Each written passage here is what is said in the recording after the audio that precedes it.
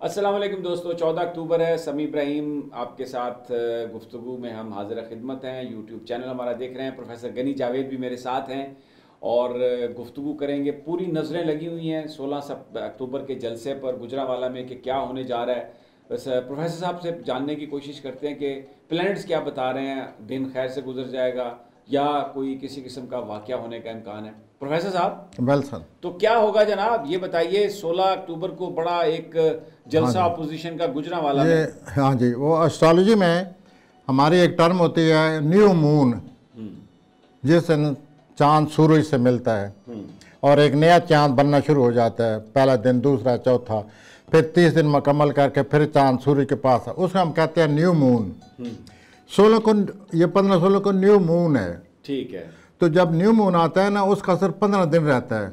अच्छा। तो जो 16 को होगा, आप देखेंगे कि उसका परतव, उसका अक्स जो है, या उसका परतव जो है, या उसका जो असरात है, वो ऐन मुमकिन है आगे चलें। वो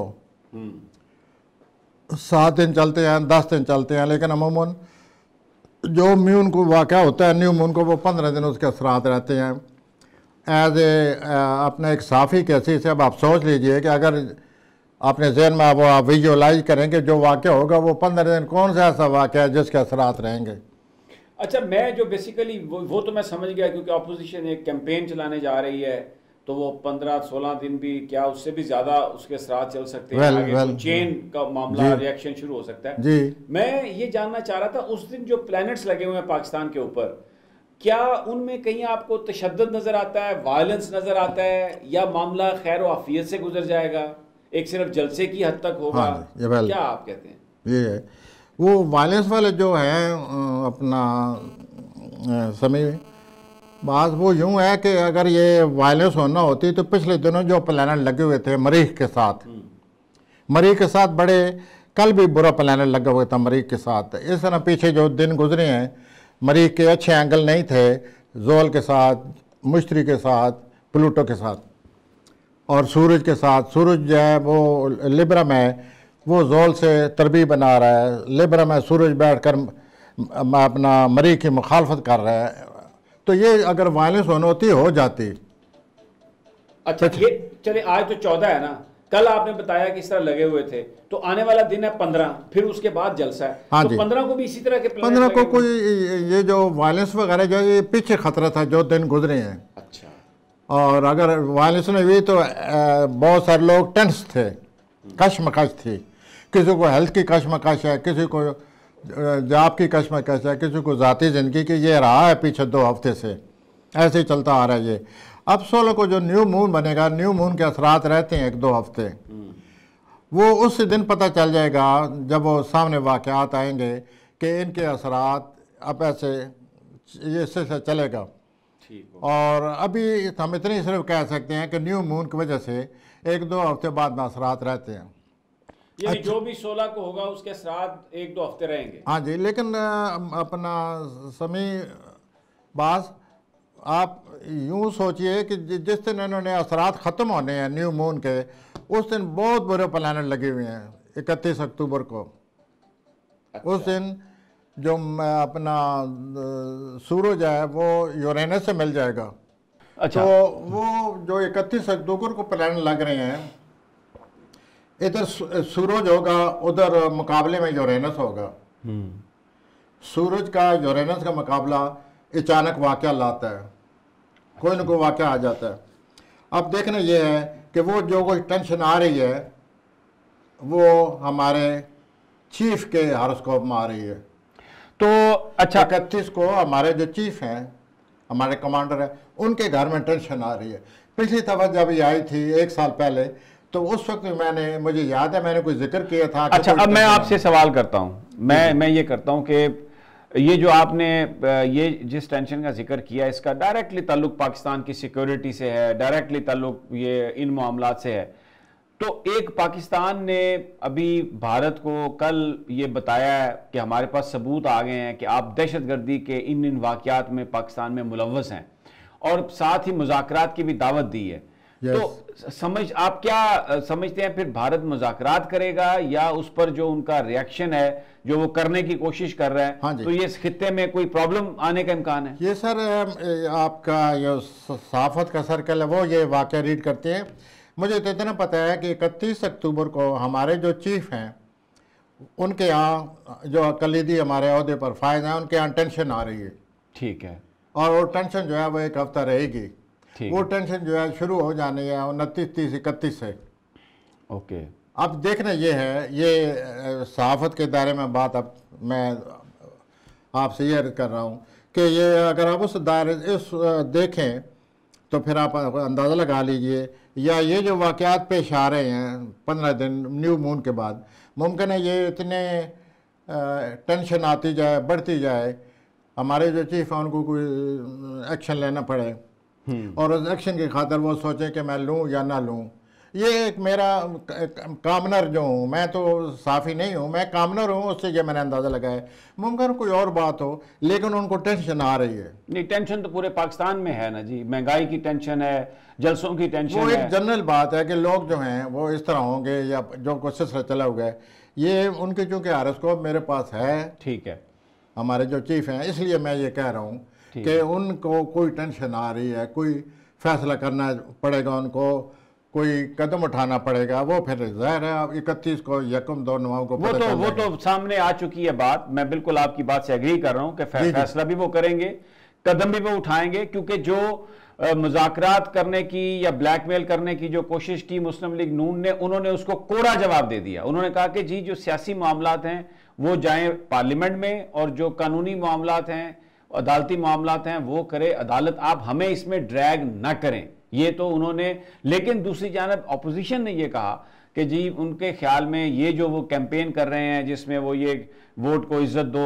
और पाकिस्तान की एस्टैब्लिशमेंट को बुरा भला कह रहे हैं, कि वो इतना दबाव डालने में कामयाब हो जाएंगे कि शायद कोई ना कोई मुज़ाकरात की सूरत नजर आ जाए। तो ये बात मैं आपकी एग्री करता हूं इससे, ये एक्शन लेना पड़ेगा कोई ना कोई। एज ए साफ़ी देखे ना आपने, मैंने बात की है एज ए साफ़ी, आपने फ़ौरन उसको रीड कर लिया है, सियाको सबाक बना के कि यूँ हो रहा है, वो हो रहा है, और इस तरह हो जाएगा। अच्छा, अब मेरा सवाल दूसरा आपसे साथ है। जी जी। वज़ीर आज़म इमरान खान के खास तौर पर जो प्लैनेट्स हैं, ये जो अक्टूबर के एंड में और नवंबर का फर्स्ट वीक जो है, उनके प्लैनेट्स कैसे हैं? हाँ जी, उनके, हमारे जो वज़ीर आज़म साहब हैं उनके लिए 20 अक्टूबर तक टेंशन है।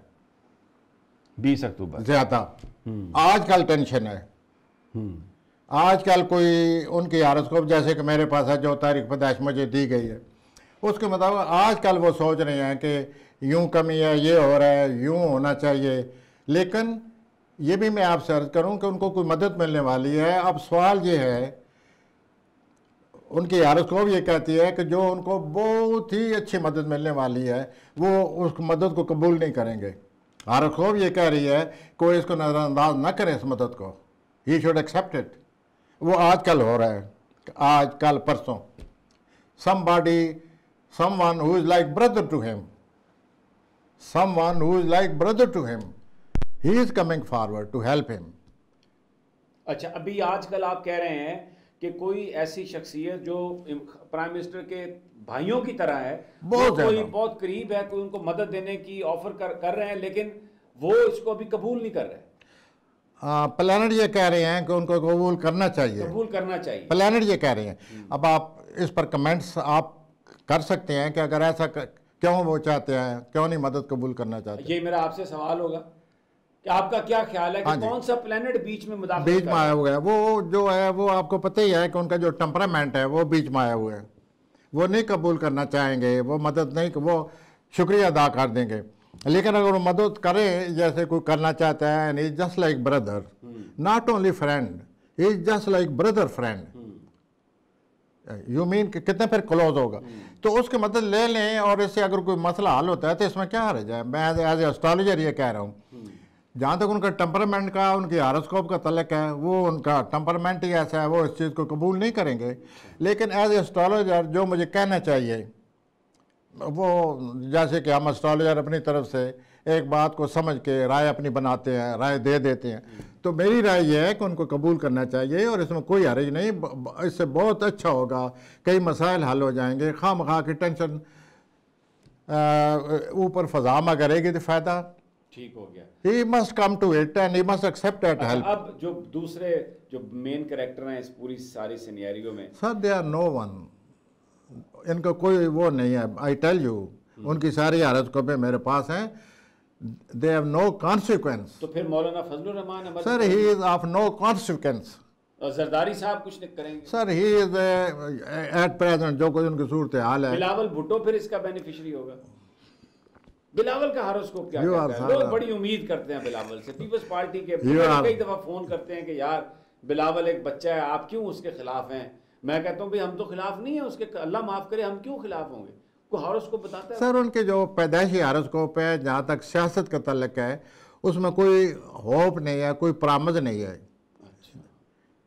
उनकी जो उनकी हारोस्कोप, बाकी आपने नोट किया होगा, मैं यही कहता हूँ कि जो आपने हारोस्कोप दिया मैं उसके मुताबिक बात कर रहा हूँ, लेकिन उनकी हारोस्कोप तो मुझे पता है कि सही है, सही तारीख पैदाइश मुझे पता है, और वो हारोस्कोप मैंने बनाई हुई है, और 5 प्लैनेट उनके सियासत के खिलाफ बैठे हुए हैं पैदाइश के दिन। तो फिर मैं एक as astrologer, I may be right, I may be wrong, लेकिन जो कोई मेरी समझ में आता है वो मैं कह देता हूँ कि उनका इतना, he has got no promise, he has of no consequence, I tell you, क्योंकि उनके 5 प्लैनेट मुखालिफ हैं। वो जब भी सियासत में आएंगे, आगे बढ़ेंगे, कोई मुखालफत आ जाएगी। अच्छा, अब मुझे ये बताइए कि आने वाले दिनों में, आने वाले वक्तों में, ये अक्टूबर 31 के बाद या उससे पहले भारत के साथ हमारी कशीदगी में इजाफा होने का इम्कान है? हाँ जी, ये इसमें तो कोई शक शुबा नहीं। जैसे प्लैनेट है, अभी आप कुछ तबसरा कर रहे थे, कह रहे थे कि अभी कोई मुज़ाकरात होने वाले, इंडिया ने ये कह दिया है, मैं सुन रहा था। लेकिन सर बात यह है कि ये टेंशन है, उसी तरफ हम जा रहे हैं, जंग होगी। अब इस जंग का लफ्ज़ बोलने के बाद मेरे मुंह में खाक, हमारे मुल्क को कुछ ना हो। एज एस्ट्रोलॉजर मैं तो यही कहूँगा, मेरे मुंह में खाक। लेकिन जो कोई नज़र आ रहा है एस्ट्रोलॉजर की, मैं इतनी हिम्मत होनी चाहिए, दयानतदारी होनी चाहिए, ही शुड कम फॉरवर्ड कि मुझे ये नज़र आ रहा है, और बसीत इंसान के मैं गलत हो सकता हूँ। लेकिन आपने नोट किया होगा कि मैं गैर ज़िम्मेदाराना बात नहीं करता। आपने मुझे इतने 1 साल से आपके साथ हूँ, हर बात मैं सोच समझ के आता हूँ कि मैंने ये कहना है, और इस कहने के लिए मेरे पास क्या मवाद है, कौन से प्लैनेट है, क्या दलील है, क्या मेरे पास मिसालें हैं, सारी बातें सोच के फिर मैं ये बात लाता हूँ सामने। अब मैं ये जो कह रहा हूँ इट इज़ वेरी डिफ़िकल्ट, ये मुश्किल बात है कहना कि जंग होगी, लेकिन प्लैनेट उधर ही जा रहे हैं। अल्लाह करे मैं गलत साबित हूँ, अल्लाह करे मैं गलत साबित। प्लैनेट का अगर पढ़ना पड़े तो वो यही हो रहा है कि इधर ही जा रहे हैं, जंग की तरफ जा रहे हैं, और बड़ी यूँ समझ लीजिए कि ये जंग नहीं होनी चाहिए। बहुत बहुत शुक्रिया प्रोफेसर गनी जावेद साहब, आज इतना ही गुफ्तगू करते हैं, कल फिर गुफ्तगू करेंगे, इन्हीं मामलात पर करेंगे, सियासी मामलात पर करेंगे। अपना और अपने साथियों का ख्याल रखिए। अल्लाह ने